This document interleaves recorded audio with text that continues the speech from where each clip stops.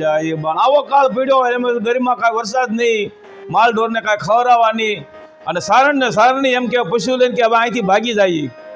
જેથી સારણ કહે છે કે હે સારણ, આ તો રળિયામણી થોડા ઘણા દીએ ઊંસ સૂકા સરોવરા અને ઊંસ કુળા એની કરશોની આશ, થોડા ને ઘણા દીએ ઘીના ઠામમાં ઘી પડી જાય કે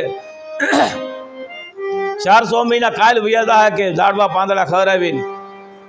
પણ કે આ રૂડીને રળિયામણી હરિયાળીને હેતાળ સારણ ગીર નથી મેળવી, તારા પહોળાને પાસા વાળ. પછી ગરિમા રહેશે.